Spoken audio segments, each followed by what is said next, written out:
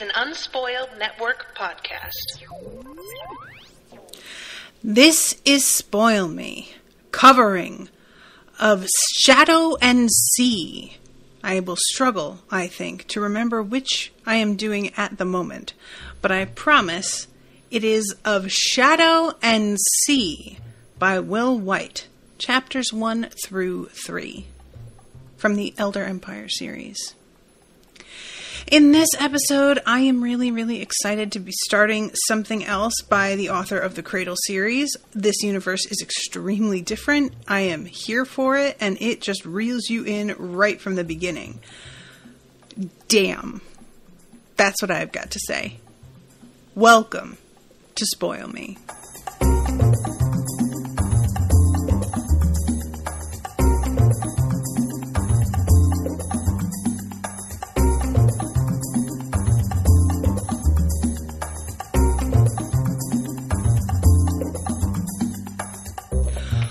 Welcome to the show, everyone. I am Natasha. Thank you very much to George for commissioning this episode. George is in the chat. Hi, George. So George, quick question, and you may not have a paper copy of this book. I don't know actually if there are paper copies. I'm assuming there are. If you don't, then you won't be able to help me with this. But if you do, I figured it was worth a question. So in the Cradle series, everything is numbered page-wise according to like a sort of normal page count like you would for a paper book. And it's really easy for me to gauge how far to read. But in the Kindle version of this book, it is, it registers as like 52,000 pages or something. And it's a little harder for me to know when a good stopping point is.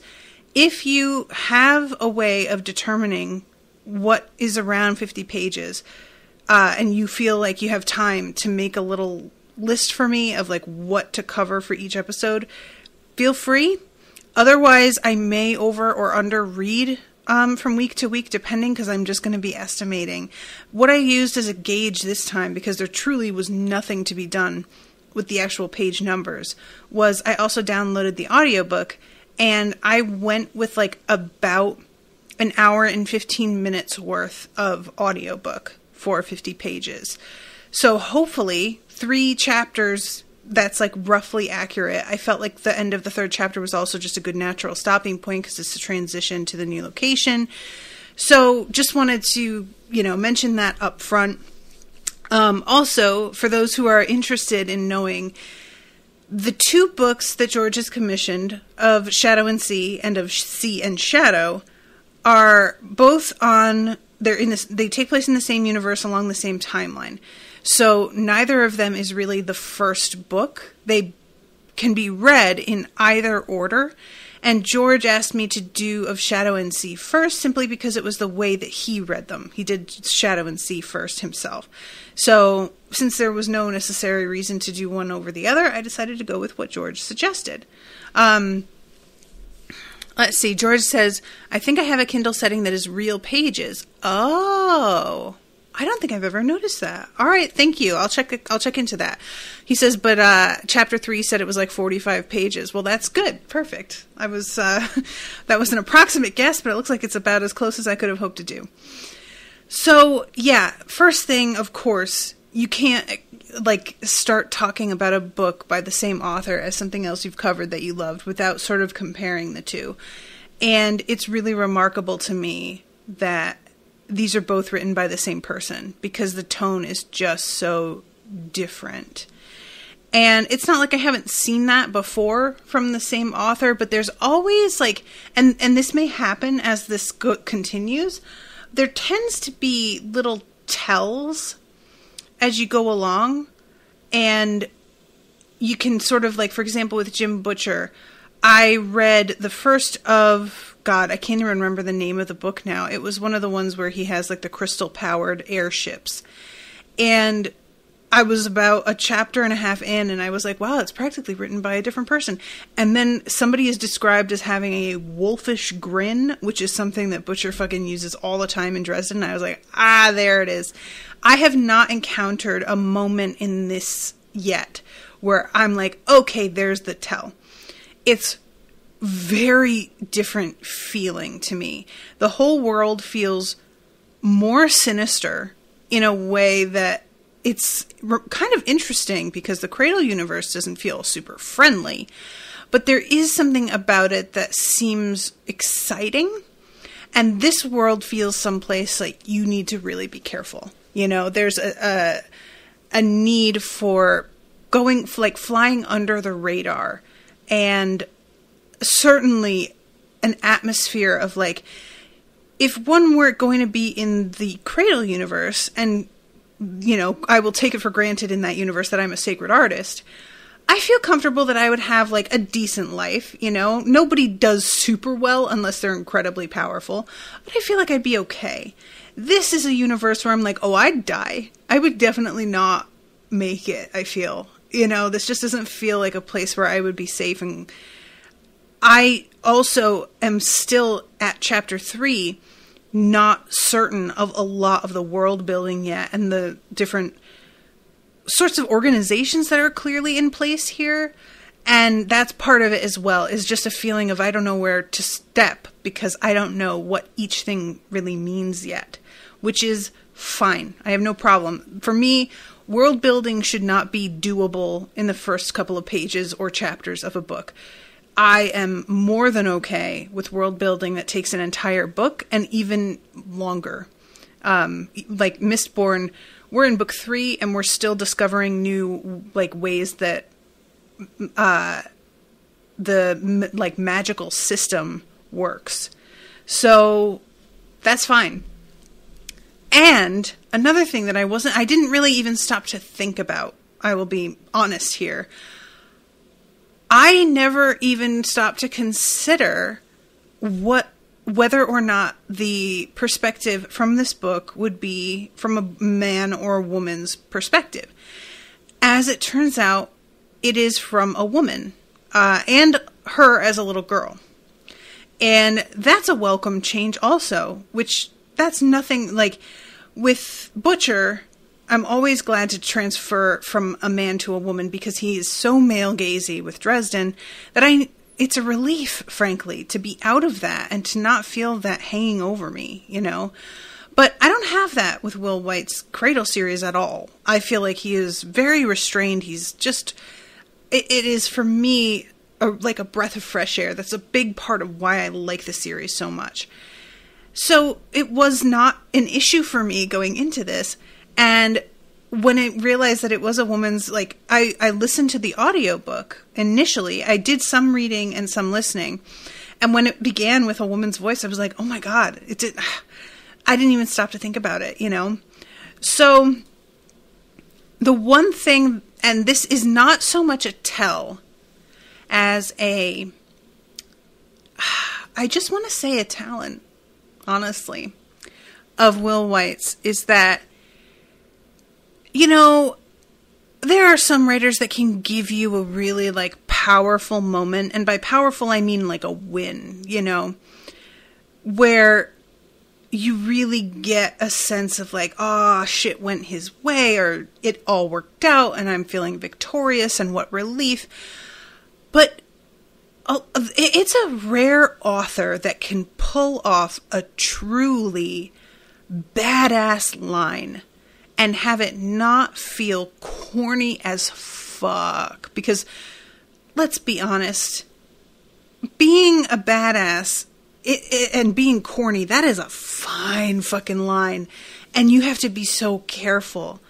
And there's a real danger, depending on like the self-consciousness of the character, of veering over into territory where you're just like, all right, chill out.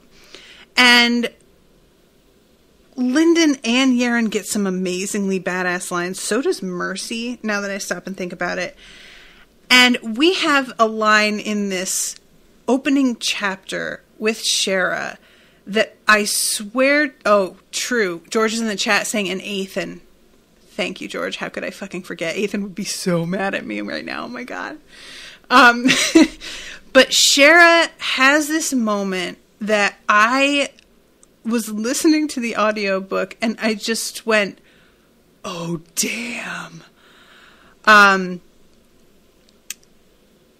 going to jump ahead and I'll back up and talk about like what leads them to this moment.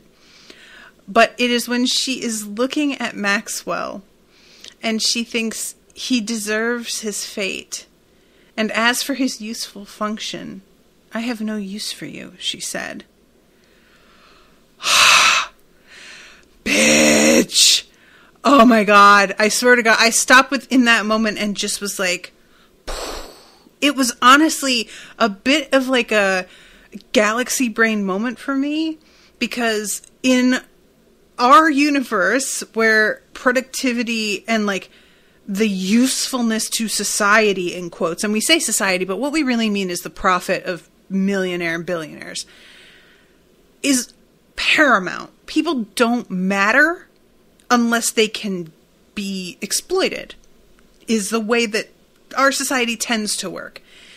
And this energy of looking at somebody who is actually leeching off of everybody else's work and saying, oh, you're the useless one, is everything I ever wanted. This was like a teeny tiny like fanfic for me of somebody just killing Jeff Bezos in an alley, even though Maxwell is obviously very, very small potatoes. There was just a vibe to it, and that line, that was the moment where I stopped and I went to the Patreon group on Facebook and I was like, kids, this book is off to a fucking start right now.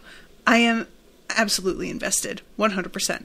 So, with that said, let's back up and actually start at the beginning of chapter 1.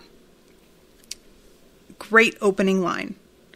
The only other opening line that I think has the same kind of impact is, if you are sent to kill a nun, you must make sure to send a large enough army, which was from the Ancestor series that I covered starting like last year or the year before.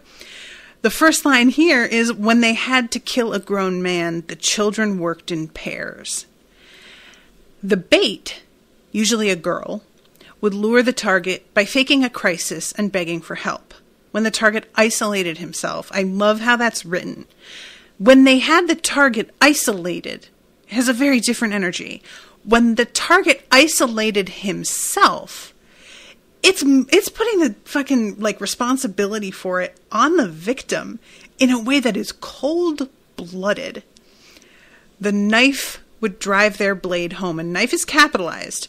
So bait and knife are roles that people are filling, and they are not, they're titles basically within this scheme. And Mari is this little girl who Shera guesses is around 10 years old. Shera thinks that she herself is maybe around 10 years old, or even younger perhaps.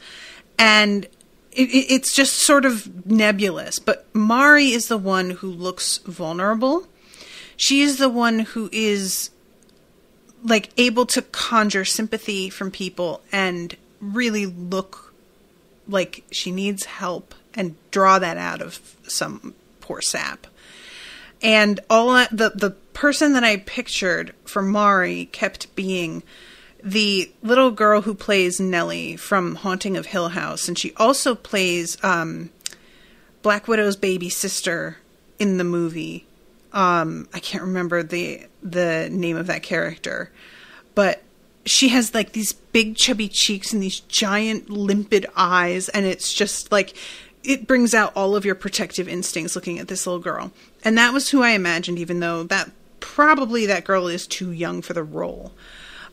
Shera, I don't have a good mental image of her. She's been described a couple times, but it helps for me to have like an actor to sort of place in their character, and I can't think of anybody. George, if you have somebody that you tend to picture, I'd be interested to hear. But Shera is described as like having pale skin and black hair and black eyes. I'm pretty sure. Or brown eyes. But yeah, I just don't have like anybody in particular. It's also tough with the age, because somebody that I would tend to want to picture in that role, I'm putting at like 20 years old instead, which is just not right. The two of them dressed poor, but not too poor. They couldn't look like beggars, or the target would never stop. And that is an interesting thing too. I can't decide whether Will means that the target wouldn't give a shit because they were beggars, or the target would know if they looked like beggars that they were playing a con. Maybe a little column A, a little column B. Some of Maxwell's older children complained about how they hated waiting, the long, boring stretch of hours between the time you set up your ambush and the time the target wandered through. For Shera, this is her favorite part because she is constantly on the edge of falling asleep. This is fascinating to me. I don't know if we're going to find a reason for this, if there is something going on perhaps physiologically, perhaps magically, with Shera, and that is the reason for why she always is on the verge of sleep. Or if it's just going to wind up being like how she lives her life. I'll tell you what, I am living with somebody right now who has just started a couple of new medications, and this is what it's like with him. You leave him to his own devices in like any sort of quiet space for longer than 15 minutes, and I guarantee you when you come back, he is going to be about to fall asleep. It's really tough. And Shera just always being either hungry or tired, it's just a fucking mood, man. I really get it, you know? But obviously with her, it's more extreme than it would be. Like, we've met a fair number of other characters. We've met other children who are subject to the same treatment that Shera has been, and they don't seem to be having the reaction that she does.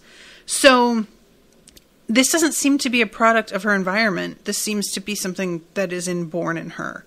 I'm really curious what that is about. Sort of reminds me of Zorro a little bit from One Piece. Just the fact that any time that she's not fighting, she is asleep. And those are like her two fucking like ways to get through her life. So we have this moment where she is like, here's Mari. I know she'll pay attention, this guy, the girl muttered supposedly to herself. She wouldn't fall asleep instead of watching again. Why can't she let it go? Last time, Mari had brought the target around the corner and found Shera fast asleep, knife still clutched in her hand. That had required some fast talking and some fast work with a blade. But if Mari could complain, she wasn't in danger, so Shera let herself drift off. And she doesn't stay asleep for too long this time. She wakes up just as Mari is coming around the corner with this person. And there is like a dummy made of like sacking and stuff to pretend to like fool this guy into looking into the wrong direction. And this is interesting to me. The man who they are pulling aside, I was assuming, as I think many of us probably did reading this the first time, that this guy, his name is Kamba Noman, that he is being targeted for his wealth, that they're going to rob him. Turns out it's more of like a combo revenge and a mission. Later on, Maxwell calls it continuing our good work. And what it seems like is Maxwell just like wanders around collecting information on who is the biggest asshole in town, like grading people from first to last, and they're just sort of working their way through a list of shitty, garbage people. And the thing is, in a way, I am not mad about it. On the other hand, Maxwell is also a shitty garbage person. So what I'm saying is, Team Shera, you made the right call. Good for you, girl. But we aren't there yet. So what we find out the deal is with this guy, he was a reader, and that is capitalized also, but not the sort who cleansed battlefields of lingering resentment or invested scythes to cut wheat. And this is the first time that we hear the term invested, which turns out to be sort of enchanted, which is the way it came across to me. So I feel like invested is a really nice word to replace enchanted with.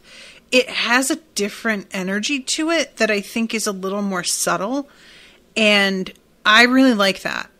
And cleansed battlefields of lingering resentment. Man, can you imagine?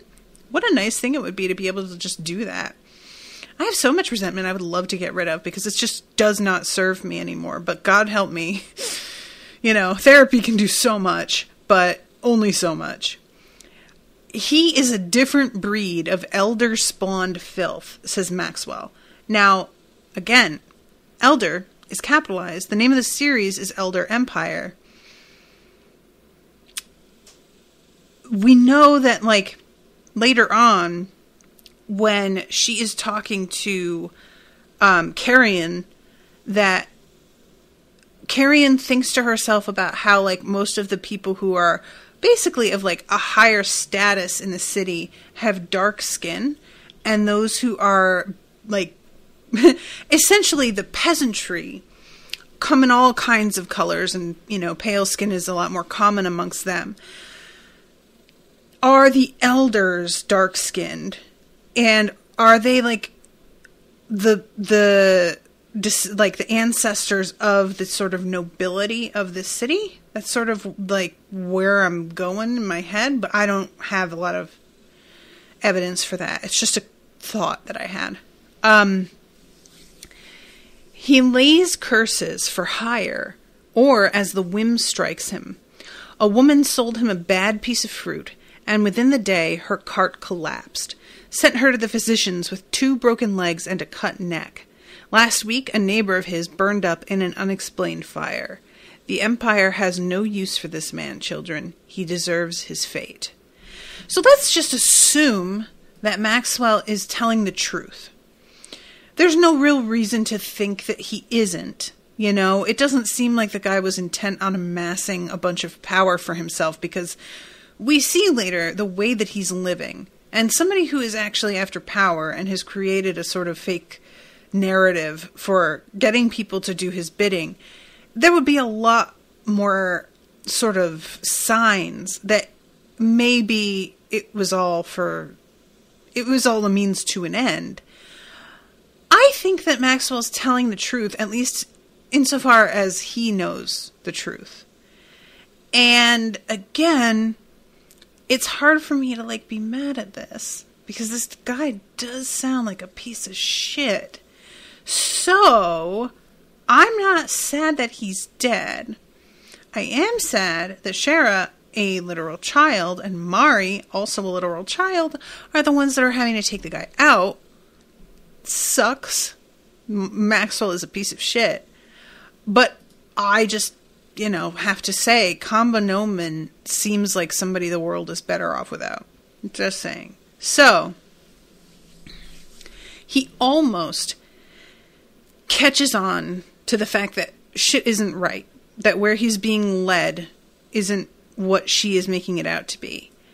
And Shera jumps in and manages to kill him, but not before he really gets Mari in the leg with his cane. And this moment is interesting because she attacks, but she doesn't stab him in the back, where it would be easier to reach because she's a little girl. She's short. She has been warned. His jacket might be invested. It could turn your knife, so don't risk it. Shera didn't.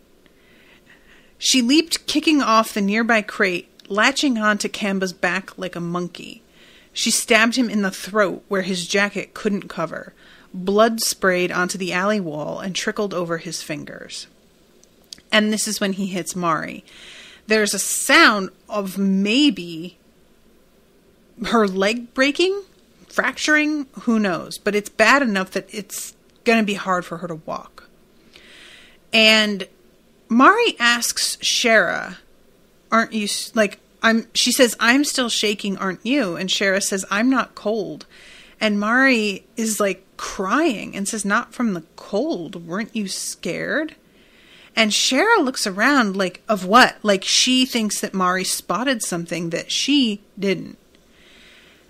Our first indicator, Shera isn't exactly normal.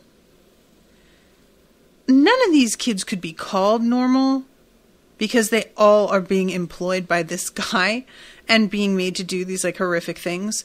So to a degree, everybody is going to have their own shit. But there's a certain like childlike quality that Mari has managed to cling to despite what she's being forced to do that Shera hasn't got anymore. And it's unclear if she ever had it. I don't know if that is because, you know, we find out later that these kids aren't just like street urchins that Maxwell has managed to collect because they had nowhere else to be. It turns out that they have been abducted. And their parents are like putting together a fund to pay somebody to get their kids back. These are children who have parents who want them. They aren't just, you know, disadvantaged with nowhere to go. Except Shera. Shera's mother, presumed dead, but we don't know. Father, presumed still alive, but uninterested. They're not part of her life, and they weren't, and she has no interest in them. Her mother, like, there's no connection for her with her mother. She has no concern over whether her mother is still alive or not. As far as Shera is concerned, she's on her own, and she seems to have come to terms with that to a degree that later makes Carrion genuinely unsettled. And I can't tell if like this moment with her and later on also where she just doesn't seem to have the kind of emotional response one would expect, if that is a product of her having been on her own for so long and so coming to rely on herself to a point that is not healthy or normal for a kid, or if she was born with like a sort of distance from her emotions. And I hesitate to use the term psychopath because she has an attachment to Mari that causes her to do what she does later. There is genuine emotional connection there. I don't feel like that is the kind, like a symptom of being somebody who has no emotion at all. So I have to assume that she tends to have emotions that she hides. And then there's moments like this where genuinely she doesn't feel like she is in danger at all because she is so confident in her skill and so single-minded in a way that she has a kind of focus that prevents her from being scared because she doesn't have time for that to like even fit into her head. There's no point to it, you know? There's a kind of brutal practicality. I think, you know, it remains to be seen. But I just found it really interesting that Mari's got that fear still. I kind of expected them to both be painted as really hard bitten, you know, and they're not. Mari isn't. She's just doing her best, but still a kid, which is what makes it later so heartbreaking what happens to her. So they head back to tell Maxwell that they have managed to take this guy down. There's no discussion, I don't think, over the, like, here it is, but fell backward. Shera hauled him behind the crate. No one on the street would look twice at a suspicious stain on an alley wall, but even the capital's indifferent citizens might come investigate a body in a rich man's jacket and pants. Yeah, I was gonna say, do they go over the body? But no, it seems like they just move him, but they don't steal from him. Interesting. Maybe they do and it's just not mentioned, but I feel like it would be. And I wonder if that's part of like Maxwell's deal, if he really wants it to be emphasized. We're not killing these people because we robbed them. We're killing them because they deserve to die. You know, I could see wanting to make that clear in the method. It just sort of soils your whole mission's like image if it seems like it's only about money. So they head back to Maxwell's place, and he's got a house that looks like a bachelor pad, but then there is a trapdoor under this piano. And when they get down below the first floor, they come across everybody flipping out and packing their shit. And it takes a minute for Shera to like cotton on to what's going on here. And the girl that she's talking to, who I don't think she even, she just says a girl ran up to Shera. It doesn't say what her name is, which is interesting. You know, that there's enough of them. Shera doesn't even know who this person is necessarily. A few children ran away every few months. Sometimes Maxwell brought them back and punished them himself, as examples. Other times he came back empty-handed. He called the losses, quote, acceptable costs of doing business. So the assertion here is that somebody has found them, and they might be on their way right now. She seemed more excited than terrified, which should have been my first clue to what it's like living here. This isn't like a Fagin sort of scenario where the kids have a weird sort of loyalty to their master. Some of them do, like Mari does a tad, and that's another piece of like of the puzzle that points to her being more childlike. She calls Maxwell father and looks at him as that role. Shera is just like, no, he pays me, basically, in food and shelter. I will definitely take advantage of that. I'm not an idiot, but I don't see him as a parent. That's super not our relationship at all. However, Shera does think that this home is the most comfortable she's ever had.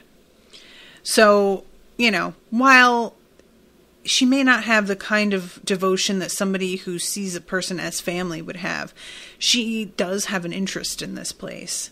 So they hurry through and they go into the discipline room, lined with metal cages where Maxwell's unruly students found themselves locked for days at a time. He'd given up using that punishment on Shera after the first time, when she'd curled into a ball and slept from sunrise to sunrise. I really enjoy that detail. It's very interesting to me that she can sleep for like a full 24 hours. There is just something up, you know. I really want to know what it is. I haven't really like paid attention if she's like this, no matter whether the sun is up or not. I have to imagine, since she slept from sunrise to sunrise, then night or day doesn't really matter to her. So I'm going to remove that as a factor. Something's up, though. I gotta think. I'm very interested. So Maxwell stood at the far edge of the room, and he is moving cages out of the way because it turns out there is a secret passageway, and I put secret in quotation marks here. He thinks it's secret, but as it turns out, the people who have been sent to bust the place know it's there, and there are like a number of them waiting at the end of the tunnel for him to come out. He really thinks he's got a fucking bolt hole. He does not. And it doesn't matter in the end. He doesn't go there, but, you know, I enjoy knowing that he wouldn't have made it out anyway. So he asks Shera whether or not they spotted anybody on their way downstairs, and when she says no, he says, of course you didn't. They're too good for that. So he knows who this is heading in, which I found really interesting. It's one thing to just be like, oh, shit, cheese it, the cops. But saying, quote, they're too good for that. Nobody's ever talked about the cops in that sort of tone. Like that. Grudging respect. That doesn't happen. So this is somebody else. So, should we gather anything from the house, Father? Mari asked. He didn't look at her. Shera, what have I taught you about weapons? A warrior is never unarmed, she said promptly. He fed them extra when they memorized his lessons, so Shera remembered them all. Maxwell gave her a proud smile. You're a masterpiece, girl. As long as you and I make it out, the work can continue. Come on now. And that was really the thing, right? The fact that he doesn't look at Mari.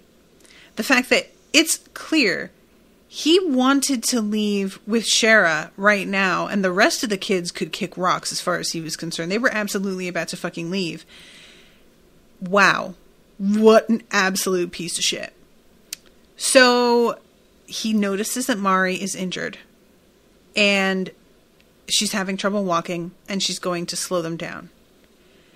And he asks Shera, when do we kill? When the target has earned his fate, when the target serves no useful function. Mari serves no useful function. Finish your work. I found it interesting that the earned his fate doesn't play into it for Mari. It's just the useful function. Evidently, for Maxwell, you don't have to fulfill both of those requirements. Just one of the two is enough. So, Mari turned to Shera, eyes wide and tears streaming silently down her cheeks. Shera didn't want to kill Mari. Why not? Because she's my friend? That shouldn't matter. If she's useless, she's useless. I love this. Shera does not understand the affection that she has for Mari. It's there. The whole, but she's my friend, that shouldn't matter conversation. It obviously is. She's my friend. That's clearly the answer. The fact that it shouldn't matter, guess what? You're a person. Allegedly. It does matter. You know, and that's what we want. We want it to matter. We don't want Shera to be able to do this without even blinking. She does serve a useful function, Shera said. Then what is it? I don't have words for it, but I have a use for her. Their leader blew out a breath, running his empty hand through his hair. Sometimes I forget you're a child, too. Gently, he placed the crowbar on top of a nearby cage. Then he pulled out a pistol and shot Mari in the chest. Gun smoke filled the tiny room, the shot echoing like a collapsed wall. Shera couldn't take her eyes from Mari, who staggered backward in her red-stained dress, clutching at a nearby cage for support. What have I taught you about mercy, Shera? There is no such thing as mercy. There is only hesitation. But this time she didn't say it. She remained silent, thinking about Mari. Her friend was dead. Shera confronted death every day, but she rarely thought about it. Death wasn't personal, except this time it was. It hurt, like a knife to the chest, and she couldn't quite understand why. With the pain, her thoughts grew cold. No one has learned my lessons better than you have, Shera. The consultants think they have the best, but they can't compete with you. The consultants, we find out later, are the ones that are closing in on him right now. And she's standing behind Maxwell, and she cocked her head, aware of something she had never thought of before. Maxwell engineered the deaths of dozens, perhaps hundreds of people. He deserved his fate. And as for his useful function, I have no use for you, she said. He was starting to turn around when she drew her knife across his calves. He fell to his knees, screaming, and she plunged her knife into his back 5 times, then a slash across the throat just to be safe. Wow. Efficient. Goddamn. And the kids, when they see him, some cry, some scream. A few looked as though they'd finally been released from prison. But when they saw Shera sitting on top of a cage with a bloody knife, none of them entered the room. So, she's a kid, but she's practically, like, she's a well-trained feral animal, is the vibe here, you know? So this is when we go to Carrion's POV. There's a couple of kids that sort of stumble across the consultants as they are at work. And there's this moment that's wild. And I don't think that we know what this is even yet. A black shape passed across the boy and he was gone. Pistol and all. A 9-year-old girl who happened to be turning the corner at that exact moment gasped and dropped a bundle of clothing. Before she could run, a pair of black-clad arms reached down from the ceiling and pulled her up through the trap door. So I'm assuming the black shape that passed across him is another person, and it's just like them scooping him up. But I thought it was something magical for a moment. And there is enough magic in this universe that for all I know, still it could be, but I don't think so. I'm just going with the vibe. And Carrion here, she had prepared for any number of contingencies, and thus far, none of those plans had been necessary. She couldn't help the boredom. Gardener missions were many things, but they were rarely boring. Even if you had to lie perfectly still under a flowing river for 6 hours breathing through a reed, assassinations had a thrill all their own. Can we just talk about that just really quick? Even if you had to lie perfectly still under a flowing river for 6 hours. I would rather die. I cannot emphasize enough how much I would rather die. Thanks. No. Pass. Death. Please. Thank you. Just saying. She was the only gardener on this mission, for which she was glad. Certain instincts could be hard to suppress, and they wanted these children back alive. The clients had specified as much for understandable reasons. So this is the first clue that we get to what gardeners are. And that is what we find out later Shera has become. And she even remarks to herself how Maxwell is using a lot of the same tactics for training these kids as they use to train gardeners. And she's interested in finding out. And we don't, as far as I remember, we don't actually get an answer to this. She's interested in finding out whether he is using the tactics because he knows how they train gardeners, because he is obsessed with gardeners and is doing his best to, like, as far as he can estimate, train kids to approach the same level of skill, or if there's just, like, a correlation that is accidental and coincidental between the way you have to train people to be good killers, and he happened to, like, you know, unwittingly stumble into some gardener training techniques. I have to assume that he knows.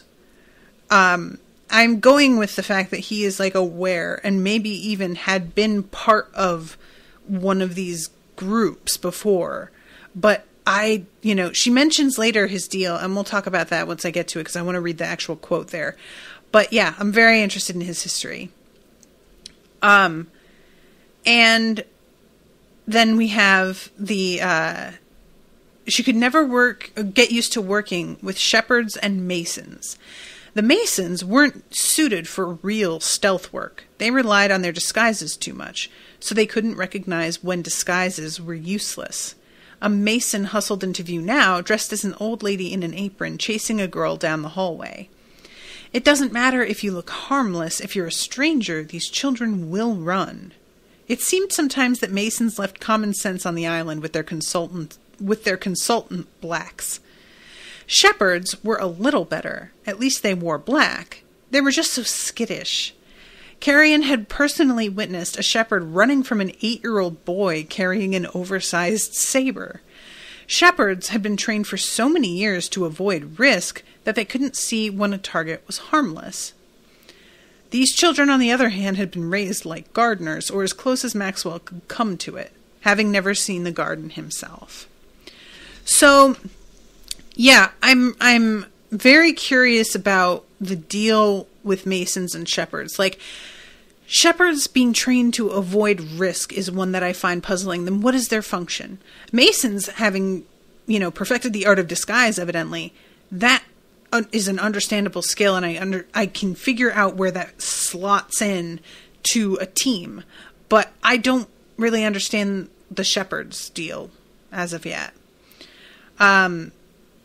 So at this point, they head downstairs and they stumble into the room where this dude is fucking slit into pieces.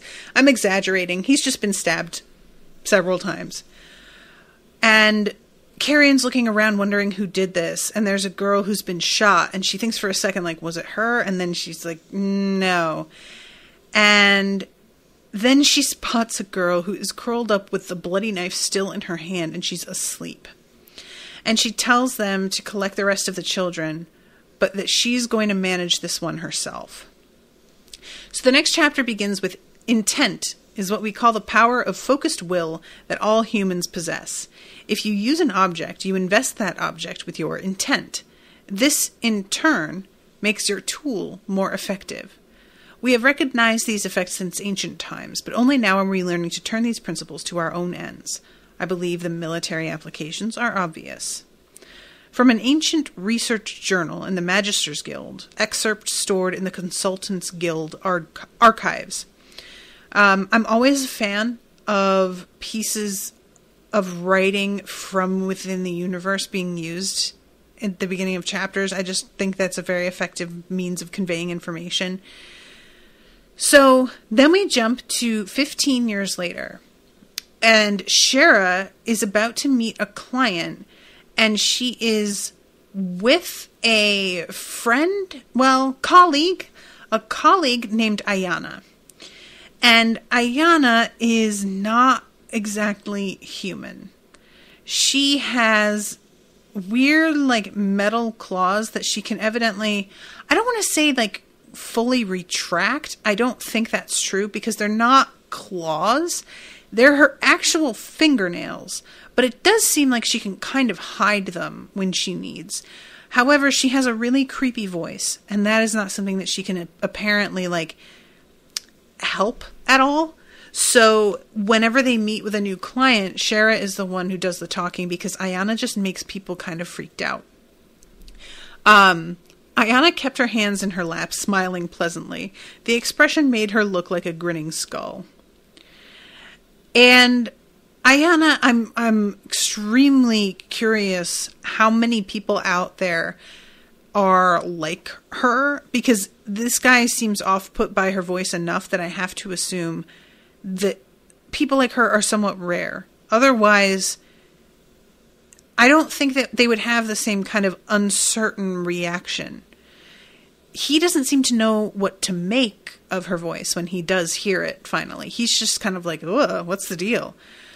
But I think if they were common enough, he would be freaked out because he realized, oh my God, it's a vampire. I'm just using that as an example. But the reaction he has to me points to that there is no particular name that he could give to what she is just off the top of his head. I want to know about this. But anyway, so the client that comes in is Ulrich Fletcher. And Ulrich wants them to get his workshop back, which has been taken over by some people. And I really enjoy the way this goes, because Ulrich's dialogue could have been used to explain what the deal is, but he just tells a really long, drawn-out, rambling story that contains far too much information that is not relevant. So we get a sort of layered over him talking in the background. We have Shera looking through the file that Ayana hands her. And he drones on to a degree that Shera almost begins to fall asleep in the middle of his tale, which would be very rude, first of all. But second of all, damn, it really does not take much for her to start to lose interest. It's crazy. So he, as it turns out, manufactures illegal drugs of some kind. Or no, it's illegal alchemy. I don't know if they're taken like drugs, if the alchemy is the same thing, or if it performs some other function, but it's not legal. And he is only worth 500 silver marks, while the workshop itself is valued at 6,000 silver marks. And 500 is very low for the kinds of clients that they tend to take on. She notes this, and then when he pays them 500, and she realizes this is all his money. He is sinking everything he has into making sure that we get this back for him. This is truly a final gambit for him. And she asks him what he's making. We get the name of 3 things: Anthem, Drake Dust, Undersong. I have to imagine as a writer it's pretty fun to invent fake drug names. You know, I bet that's a really cool. I'm curious what went into it. I have to assume that the names are tied in some way to the symptoms of what the drug does, but we'll eventually find out about that. I have no doubt. And she tells him, like, you can tell us if it's illegal. We do not care. And eventually she figures out you're manufacturing recreational alchemy. So I'm guessing that functions as a narcotic. You need us to clear out the workshop before everything gets stolen. We can certainly be of service to you. And she starts to say there's the issue of remuneration, but she says it wrong. She says remuneration, and Ayana has to correct her, which was a fun detail. And in the end, when he pays them and she realizes that he really is sinking in everything, she's like, all right, we're going to do this. And she thinks to herself about how this might have been something they could have turned away, but Shera doesn't have any other jobs right now. And so she's just kind of like, yeah, I would like something to do. It's fine. So they tell him to go home. And we have a moment where Ayana is suggesting they put a team together.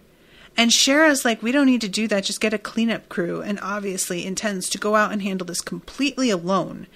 And Ayana does not like this and says this won't impress Yala. This is exactly what she wanted to avoid. Then she should give me more time off, Shera responded, or a more interesting job. She should give me more time off? Wouldn't it be time off if you got a team? I don't really understand Shera's thinking here, and I'm sure like once we find out more about how this all works, it will make sense. But from where I was sitting, I was just like, I don't get it. So this is when we have this like scene, and I'm always a fan of dipping in and out of the main character's perspective and jumping into the perspective of somebody who happens to be in the scene but isn't familiar with the character, because then you get a really good idea of what they look like to an outsider and what their skills look like to people who are just lay people. Because, you know, if this is just your job and you've had these skills since you were 10 years old, you're not going to think about them. You're not going to be impressed with yourself. You're not going to be like particularly prideful or, you know, depending on the character, of course. Like Ethan is Ethan. But for most people, we're not going to be able to judge how good somebody is from within their eyes. I really enjoy getting to see what she looks like to somebody who is just like basically standing there waiting to be rescued is essentially what it comes down to. So she's watching these two guys. These men are not necessarily like tied directly with her mission. And she considers leaving them to their devices. Basically, she's like willing to let this guy die for the sake of the mission if that were to be the smart move. And I'm still not entirely sure if her decision to save him is purely practical, like she's asserting it is. I feel like she wants to think that because she doesn't understand having empathy. And so she finds it to be so pointless that she rationalizes a practical reason why it's necessary, because the simple empathy for her just doesn't matter or make sense, and it doesn't fit. So that's sort of what I'm imagining is happening here, is that she comes up with a like really solid sounding reason for stepping in and saving this guy, when in fact she just wants to save him. That's where I'm coming from on this, and I don't know if I'm right about that, but these two guys are each, the ones who are beating up this third man, are each addicts of different types. One of them uses the drug called Anthem, and one of them uses potions. And the symptoms, like Anthem has blue veins in his eyes, and the potions abuser, it's like his skin moves away from his hand when he goes to like itch his arm. Ew, I hate it. So she drops down and basically I don't have a lot of time left, so I can't get into the fight scene too deeply. But she saves the man Tombstone, who is being beaten up, because apparently Tombstone was like selling some shit on the side that he wasn't supposed to be. And she drives a couple of knives into the wall on either side of Wellen, who is the anthem user, I think, his neck, so that he can barely like move without getting sliced up. And then you think like, oh, she's leaving Tombstone to save himself. But no, she jabs him with a needle that causes paralysis and locks all of his muscles up. He didn't know who she was. He didn't know what she wanted. But in his heart, he fervently swore to the unknown god of the Luminian Order. If I live through tonight, I'm never coming back here again. The woman walked through the workshop's open door. There were a few shouts. A second later, the lights went out. Even through his paralysis, Tombstone shuddered. Yeah. You think? So I have like 5 minutes to get through all of chapter 3, but that's okay because I've talked about a lot of this already. Devin says, I think she meant more time off to sleep or give her something that won't bore her to unconsciousness. I see. I just thought that, like, if she, well, yeah. Okay. I see. That's fair. So we start chapter 3 with a news article about Maxwell being found dead and how he had been a kidnapper for quite a while, who abducted some 6 children from the Gladstone Park and surrounding area over the course of his 6-year career. That's quite a fucking time. Failed to uncover any trace of the kidnapper prior to yesterday's events. And it was not an officer of the peace who discovered him, nor a judge who executed him. And they say that, you know, they think one of his young victims was the one. And 48 boys and girls were rescued and are currently residing in the local chapter house of the Consultants Guild. If you believe your child may have been taken by the kidnapper, please proceed to that location with all haste. So then we go to Carrion, who is interviewing, oh my god, I almost called her Shera. And she is asking her, I love, first of all, Shera's super hungry. And when Carrion asks, how long has it been since you've eaten, she wouldn't put it past the Gladstone kidnapper to starve his victims. Still chewing, the girl twisted her face and thought, lunch? No, wait, I stole some dates from the cart outside. About 2 hours ago. I love it. She's waiting for this girl to be like, I haven't eaten in a week. And she's like, I had, on the way over here, I had like a Gatorade and a couple of power bars, but, you know, can always ready to eat again.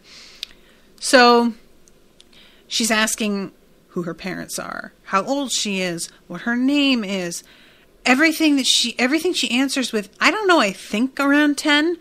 What's your name? My master, or she doesn't call him master. That's what they kind of like describe him as, but she calls him Maxwell, called me Shera. Carrion froze with a pen half-inch from the ledger. That sounded suspiciously like an Amharanai name. I really do not know if I'm saying that right, because at this point I transferred from the audio to reading. So, Amharanai is like just completely invented, fingers crossed. And we have here, Maxwell was a nobody, a malcontent who aspired to rebellion. He'd served in the Imperial Army for almost 10 years, retiring before the beginning of the South Sea Revolution to inherit his family's remaining fortune. Judging from a handful of Maxwell's letters intercepted by the consultants, some drunken talk with a mason in a nearby bar, and the testimony of Maxwell's former squad members, it was good that he'd left the service when he had. He would have been more likely to join the revolution than stay with the army. That would not have ended well for him. The Emperor had just signed the release. Baldassar Kern, head of the Champions Guild, was taking the field. The South Sea Revolutionary Army would be little more than splinters and twisted iron by the end of the month. And then she stops and she's like, yeah, he's dead anyway, though, so, like, whatever. And then she puts a note, have someone read his belongings, and read is capitalized. So I'm assuming that this is one of those, I can't remember the name of the skill, but touching a thing and being able to feel its history. She needed to know if he was imitating the gardeners out of coincidence, obsession, or some secret knowledge.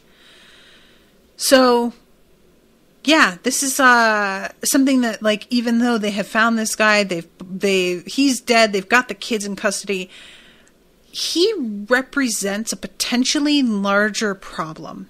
Potentially. They're not sure. And that is very interesting.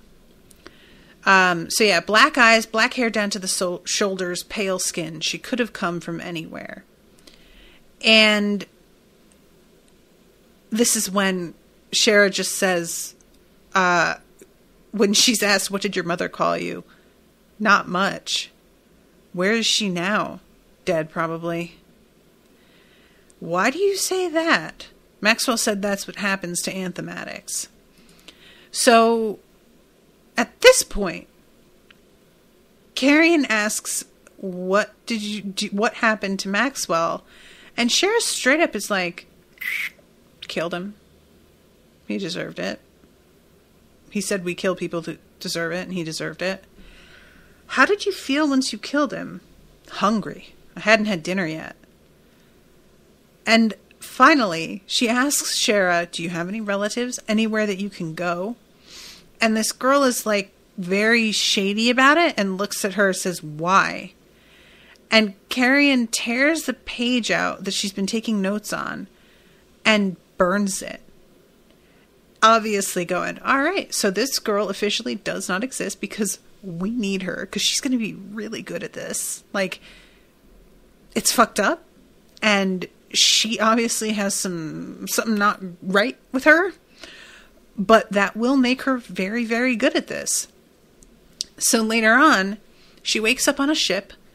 She has a blade drawn and isn't even aware of it until Carrion points it out. And later on, when Carrion's like, most people would consider it good form to apologize after drawing a blade on somebody, Shera is genuinely a little puzzled and is like, I didn't use it. What's the problem? And Carrion says, with an attitude like that, you're going to do really well here. And Shera doesn't even know what she means by an attitude like that. Like, Shera just doesn't have any real understanding of how not normal her behavior is, it's really something. And also, Carrion conjures an egg as a snack from nowhere. And I'm very curious about what that means for her and her other abilities. And is this something that Shera can do? Does it just look like she conjured it? Or did she really, was that magic? I don't know. And Carrion, it's also mentioned, has a scar going right down the center of her face because she kind of dropped her guard and failed to do research on somebody. And that probably looks really badass. And I would love to see what somebody would look like with that kind of perfectly symmetrical down the center of the face scar. So the ship pulls up to this weird dock, and there is a wall of what looks like fog that doesn't move outward. It's it's described as it stayed in line as though held back by a glass barrier. Welcome to the Gray Island, Carrion said, watching Shera for a reaction. There's land in there, right? Shera asked. There is. Good. Shera walked down a wooden ramp to the dock. The wall of fog was impressive and a little frightening, but she'd started to imagine that consultants all lived in houses of mist and smoke. She wasn't sure she'd be able to walk on an island made entirely of gray clouds. As long as it was nothing more than a foggy island, she'd be fine. So, they just walk in, and when they come out on the other side, she just says, "Oh, it's not that thick." And Carrion's like, "What is your deal? You should be freaked out. You know that, right? Everybody gets freaked out the first time they see this thing." And Shera is just like, who cares? And I really appreciated this. Carrion is like, look, it matters when you're dealing with like clients. They're going to expect you to be a person and behave like a person. They're hiring you because you're like not a person. Granted, you can do shit that they could never do. But it makes them feel fucking weird if you don't have a normal reaction to shit. So you have to at least make an effort to pretend to have reactions the way that people would. And you pulled a knife on me and you've said nothing about it. This is when, with that attitude, you'll go far here. What attitude? Shera wondered, but she scurried to keep up with Carrion. The woman was walking up a set of white steps carved into a grassy hill. At the top, the home of the consultants waited. So, that is the end of chapter 3. Ha! Devin says, gotta be honest, my mind conjures Rashawn when I picture Carrion. That's fun. She has braids, not dreads, but still, close enough. I'll tell Rashawn. That's fun. She'll enjoy that. So yeah, I'm very into this. I'm very excited about continuing this. So there will be another episode on Friday. I think those are at a different time, if I'm not mistaken. Yeah, so Friday it'll be at 7 p.m. The Tuesday episodes will be at 4, and the Friday episodes are at 7, just for everybody's information. So thank you again to George for commissioning this. I'm having a lot of fun. I hope that y'all are enjoying the coverage. I can't wait to read more. And until Friday, toodaloo, motherfuckers.